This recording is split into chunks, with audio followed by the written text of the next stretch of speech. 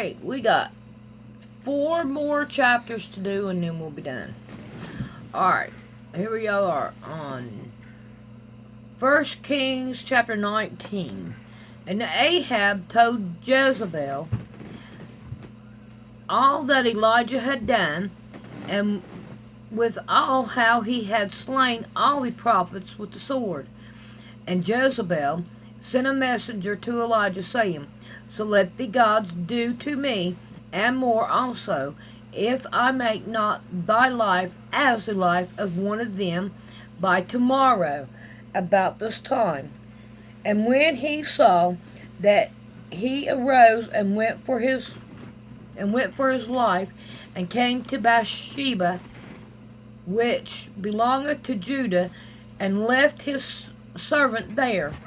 But he himself went a day's journey into the wilderness, and came and sat under a jasper tree.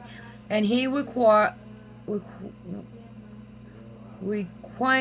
for himself that he might die, and said, Is it enough now, O Lord, take away my life, for I am not better than my fathers. And as he laid and slept under the juniper tree, behold, then an angel touched him, and said unto him, Arise and eat. And he looked, and behold, there was a cake baking on the coals, and a course of water at his head. And he did eat and drink, and laid him down again.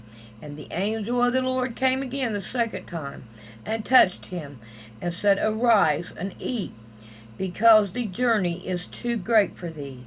And he arose, and did eat and drink, and went in the strength of that meat 40 days and 40 nights, and to Horeb, the mount of God. And he came thither, and to a cave, and lodged there. And behold, the word of the Lord came unto him, and he said unto him, What doest thou here, Elijah? And he said, I have been very jealous for the Lord God of hosts, for the children of Israel have forsaken thy covenant, thrown down thine altars, and slain thy prophets with the sword. And I, even I only, am left, and they seek my life to take it away. And he said, Go forth, stand upon the mount before the Lord. And behold, the Lord passeth by, and a great and strong wind rent the mountain, and broke in pieces the rocks before the Lord. But the Lord was not in the wind. And after the wind an earthquake, but the Lord was not in the earthquake. And after the earthquake a fire, but the Lord was not in the fire. And after the fire a still small voice. Here's some wisdom here, people. And it was so, when Elijah heard it, that he wrapped his face in his mantle, and went out, and stood in the entering of the cave. And behold, there came a voice unto him, and said, What doest thou here, Elijah? And he said, I have been very jealous for the Lord God of hosts, because the children of Israel have forsaken thy covenant, thrown down thine altars, and slain thy prophet with the sword. And I, even I, am left, and they seek my life to take it away. And the Lord said unto him, Go return on thy way to the wilderness of Damascus, and when thou comest, anoint Hazael to be king of Assyria. And Jehu, the son of Nimshi, shall thou anoint to be king over Israel. And Elijah, the son of Shaphat, of the Abel-Meholah, shalt thou anoint to be prophet in thy room. And it shall come to pass, that him that escapeth the sword of Hazael shall Jehu slay, and him that esteemeth from the sword of Jehu shall Elijah slay. Yet I have left me 7,000 in Israel, all the knees which have not bowed unto Baal, and every mouth which hath not kissed him. So he departed thence, and found Elijah, the son of Shaphat, who was plowing with 12 yoke of oxen before him. And when the 12th and Elijah passed by him, and cast his mantle upon him. And he left the oxen, and ran after Elijah, and said, Let me, I pray thee, kiss my father and my mother, and then I will follow thee. And he said unto him, Go back again, for what have I done unto thee?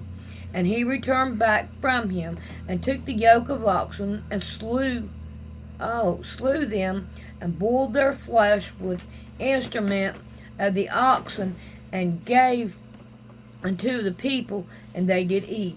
Then he arose and went after Elijah, and ministered unto him. Alright, now we're on chapter 20. And Benhadad, the king of Syria, gathered all his host together, and they were 32 kings with him, and horses and chariots. And he went up and besieged Samaria, and warned against it. And he sent messengers to Ahab king of Israel, and to the city, and said unto him, Thus saith Benhadad, Thy silver and thy gold is mine, thy wives also, and thy children, even the goodest are mine. And the king of Israel answered and said, My lord, O king, according to thy saying, I am thine and all that I have. And the messenger came again and said, Thus speaketh Benhadad, saying, Although I have sent unto thee, saying, Thou shalt deliver me thy silver and thy gold and thy wives and thy children, yet I will send my servant unto thee tomorrow about this time, and they shall search thine house and the house of thy servants. And it shall be that whatsoever is pleasant in thine eyes, they shall put in their hands and take it away. Oh my goodness, they're taking everything. Oh.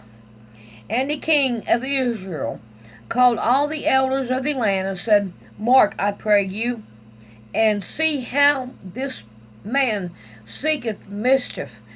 For he sent unto me for my wives, and for my children, and for my silver, and for my gold, and I denied him not. And all the elders and all the people said unto him, Hearken not unto him, nor consent. Wherefore he said unto the ministers of Benhadad, Tell my lord the king all that thou didst send for to thy servant at the first I will do, but this thing may not do. And the messenger departed, and brought him word again. And Benhadad sent unto him, and said, The gods do so unto me, and more also, if the dust of Samaria shall suffer for thy handful for all the people that follow me. And the king of Israel answered and said, Tell him, let not him that gathereth on his harness boast himself as he that putteth it off. And it came to pass, when Benhadad heard this message, as he was drinking, he and the king in the pavilion, that he said unto his servant, Set your slave in array. And they set themselves in array against the city. And behold, there came a prophet unto Ahab king of Israel, saying, Thus saith the Lord, Hast thou been all this great multitude? Behold, I will deliver it into thine hand this day, and thou shalt know that I am the Lord. And Ahab said, By whom? And he said, Thus saith the Lord, even by the young men of the prince of the province. Then he said, who shall order the battle? And he answered, Thou. And he numbered the young men of the princes of the providence, and they were 232. And after them he numbered all the people, even the children of Israel, being 7,000. I'll be back. Alright, it's raining out there. Didn't know if I rolled my windows up. Alright, we're on 16. And now went out at noon, but Benhadad was drinking himself drink in the pavilion, he and the king, the 32 kings that helped him. And the young men of the prince of the province went out first, and Benhadad sent out, and they told him, saying, There are men come out of Samaria. And he said, Whether thou be come out for peace, take them alive, or whether they be come out for war, take them alive. In other words, it don't matter if they were peace or war, kill them. So the young men of the prince of the province came out of the city, and the army which followed him. And they slew every one his man, and the Samaritans fled, and Israel pursued them. And Benhadad, the king of Syria, escaped on a horse with the horsemen. And the king of Israel went out and smote the horses of the chariots, and slew the Syrians with a great slaughter. And the prophet came to the king of Israel, and said unto him, Go strengthen thyself, and mark, and see what thou doest. For at the return of the year the king of Syria will come up against thee. And the servant of the king of Syria said unto him, Their gods are gods of hills, therefore they are stronger than we. But let us fight against them in the plain, and surely we shall be stronger than they. And do this thing, take the king away, every man out of his place, and put captains in the rooms. And number thee an army, like the army that thou hast lost, horse for horse, and chariot for chariot. And we will fight against them in the plain, and surely we shall be stronger than they. And he hearkened unto their voice, and did so. And it came to pass at the return of the year, that Benhadad numbered the Syrian, and went up Aphek to fight against Israel. And the children of Israel were numbered, and were all present, and went against them. And the children of Israel pitched before them like two little flocks of kids, but the Samaritans filled the country. And there came a man of God, and spoke unto the king of Israel, and said, Thus saith the Lord, because the Assyrians have said, The Lord is God of the hills, but he is not God of the valley. Therefore will I deliver all this great multitude into thy hand, and ye shall know that I am the Lord. And he pitched one over against the other 7 days. And so it was that in the 7th day the battle was joined, and the children of Israel slew all the Assyrians, and 100,000 footmen in one day. But the rest fled to Aphek, and to the city, and there was a wall, fell upon 27,000 of the men that were left. And Benhadad fled, and came unto the city, into the inner chamber. And his servants said unto him, Behold now, we have heard that the king of the house of Israel are merciful king. Let us, I pray thee, put sackcloth on our loins, and ropes upon our heads, and go out to the king of Israel. Peradventure he will save thy life. So they girded sackcloth on their loins, and put ropes around their heads, and came to the king of Israel, and said, Thy servant Benhadad saith, I pray thee, let me live. And he said, Is he yet alive? He is my brother. Now the man did diligently observe whether anything would come from him, and did hastily catch it. And they said, Thy brother Benadad. And he said, Go ye, bring him. Then Benadad came forth to him, and he caused him to come up into the chariot. And Benadad said unto him, These cities which my father took from thy father I will restore, and thou shalt make streets for thee in Damascus, as my father made in Samaria. Then said Ahab, I will send thee away with this covenant. So he made a covenant with him, and sent him away. And a certain man of the son of the prophet said unto their neighbor, In the word of the Lord, smite me, I pray thee. And the man refused to smite him. Then said he unto him, Because thou hast not obeyed the voice of the Lord, behold, as soon as thou art depart from me, a lion shall slay thee. And as soon as he has departed from him, a lion found him, and slew him. Then he found another man, and said, Smite me, I pray thee. And the man smote him, and that in smiting he wounded him. So the prophet departed, and waited in the king by the way, and disgraced himself with the ashes upon his face.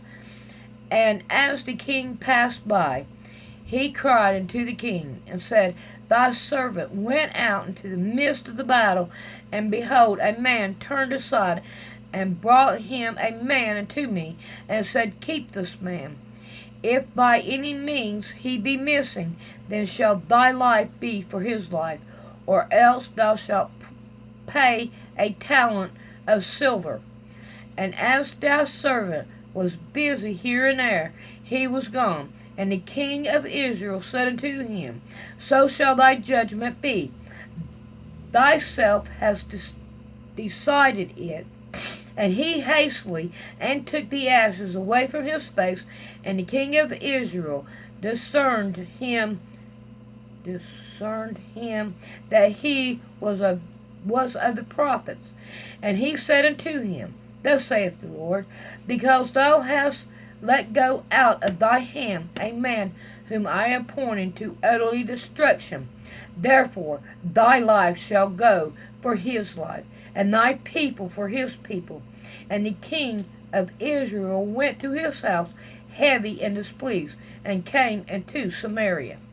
Alright, we got 2 more to do, and that is 21 and 22, and we will be finished with this book. So we got tomorrow night to go, and then we'll start on 2 Kings. And we're going to see what goes on in it. And hugs and kisses to you.